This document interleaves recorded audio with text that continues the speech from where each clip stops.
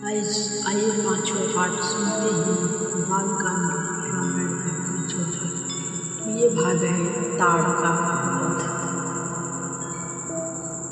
स्त्री के रूप में ताड़का एक घोर पाप है और पाप को नष्ट करने में कोई पाप नहीं होता। हे राम, तुम इस पापिनी का संहार करना।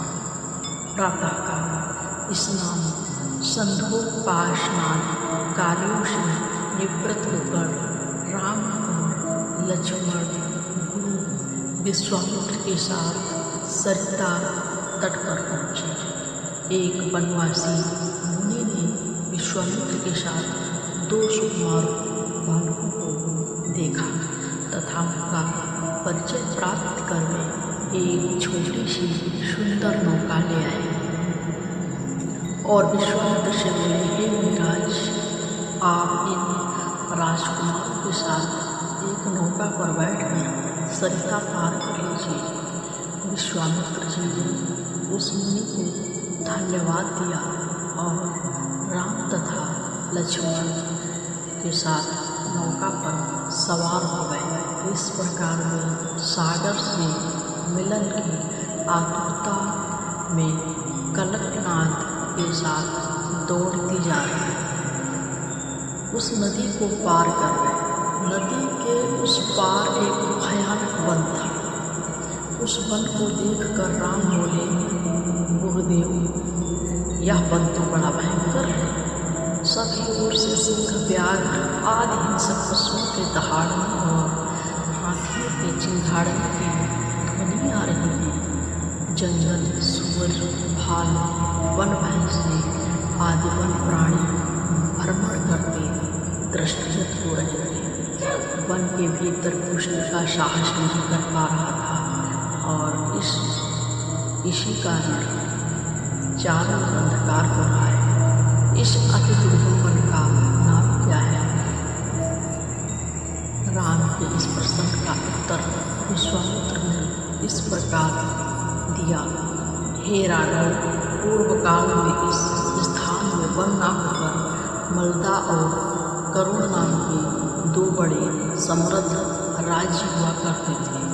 दोनों ही ऊंच नीची अट्टकालिकाओं, वीथिकाओं तथा सुंदर पत्थरों से सुशोभित थे तथा धन धान्य और समृद्धि से परिपूर्ण थे। दूर दूर के व्यापारी यहाँ पर व्यापार करने आया करते थे, किंतु ताड़का नामक एक यक्ष कन्या ने उन दोनों राज्यों का विनाश कर दिया। ऋषि विश्वामित्र ने आगे बताया, ताड़का कोई साधारण स्त्री न होकर सुंद नाम के एक राक्षस की पत्नी और मारिच नाम की राक्षस की माता है। उसके शरीर में हजारों हाथियों के बराबर बल है और वह अत्यंत पराक्रमी और शक्तिशाली है। इस प्रदेश को नष्ट करने के पश्चात ताड़का ने अपने पुत्र मारिच के शासन पर यहाँ के समस्त निवासियों को मार डाला। अब उनके भय से यह दूर तक किसी मनुष्य की परछाई भी दिखाई नहीं देती। भूलवश यदि कोई यहाँ आ भी जाए तो जीवित नहीं लौट पाता। उसी ताड़का का संहार करने के लिए ही मैं तुम्हें यहाँ लाया हूँ। राम ने आश्चर्य से पूछा, गुरुदेव, स्त्रियाँ तो कोमल और दुर्बल होती हैं, फिर ताड़का में 1000 हाथियों का वो कैसे आ गया? ऐसा प्रतीत होता है कि अवश्य कुछ न कुछ रहस्य है। विश्वामित्र वत्स, तुम्हारा कथन सत्य है और वास्तव में इसके पीछे एक रहस्य है। सुकेतु नामक एक अत्यंत बलवान यक्ष था। वह संतानहीन था, अतः संतान प्राप्ति के उद्देश्य से उसने ब्रह्मा जी की कठोर तपस्या की। उसकी तपस्या से प्रसन्न होकर ब्रह्मा जी ने उसे संतान होने का वरदान दे दिया। परिणाम स्वरूप ताड़का का जन्म हुआ। सुकेतु के द्वारा ताड़का के अत्यंत बली होने का वर मांगने पर ब्रह्मा जी ने उसके शरीर में 1000 हाथियों का बल दे दिया।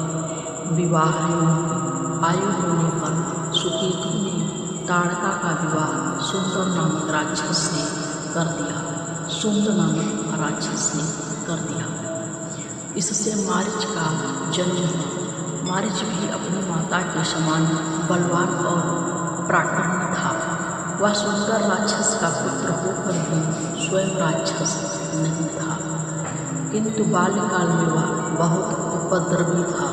ऋषि मुनियों को अकारण कष्ट दिया करता था। उसके उपद्रवों से त्रस्त होकर एक दिन अगस्त ने उसे राक्षस हो जाने का शाप दे दिया। अपने पुत्र के राक्षस गति प्राप्त हो जाने से सुंदर अत्यंत क्रोधित हो गया और अगस्त ऋषि को मारने दौड़ा। इस पर अगस्त ऋषि ने शाप देकर सुंद को तत्काल भस्म कर दिया।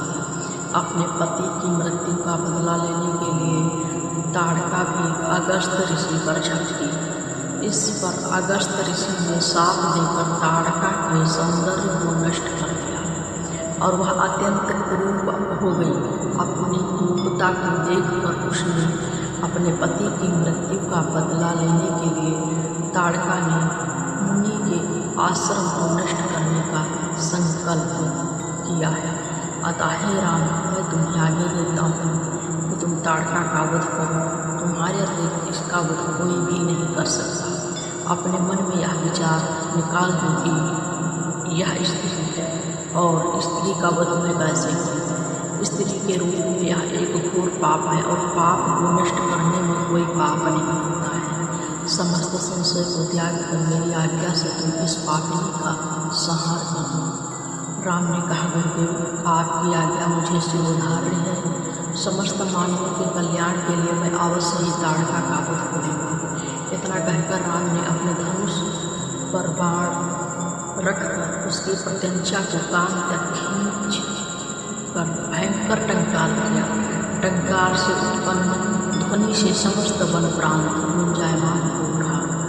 वन्य प्राणी भयभीत होकर इधर उधर भागने लगे। इस प्रकार अप्रत्याशित खलबली मची देखकर ताड़का क्रोध से भर उठ गया। धनुष ताने राम को देखते ही इस विचार से कोई अपरिचित कुमार उसके साम्राज्य पर आधिपत्य करना चाहता है। वह क्रोध से पागल हो गया। राम पर आक्रमण करने के लिए वह तीव्र गति से उन पर झपटी। ताड़का को अपनी ओर आते देखकर राम ने लक्ष्मण से कहा, हे सैमित्र, ताड़ के ब्रज जैसी विशाल और विकराल मुख वाली इस राक्षसी का शरीर कितना क्रूर है। इसके मुख मुद्रा देखकर प्रतीत हो रहा है कि यह बड़ी हिंसक है और निरीह प्राणियों की हत्या करके उनका रक्तपान करने में इसे बहुत मजा आता है। तुम एक तरफ सावधान होकर खड़े हो जाओ और देखो कि मैं इसे अभी यमलोक भेजता हूँ।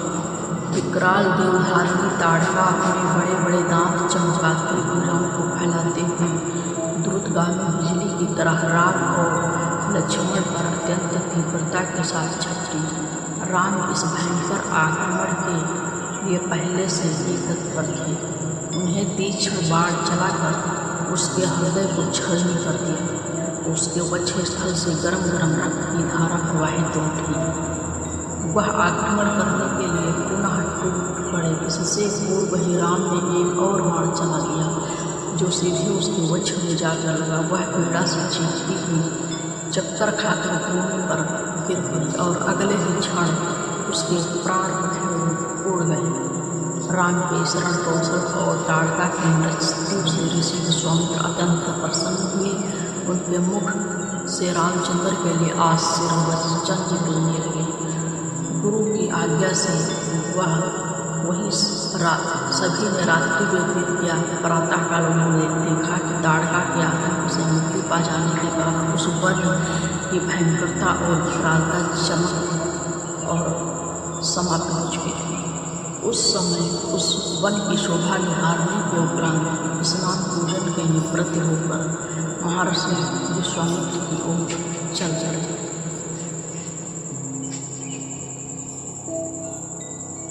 तो गाय ये 5वां खंड समाप्त होता है और 6ठा खंड में फिर से सुनाऊंगी अगले भाग में।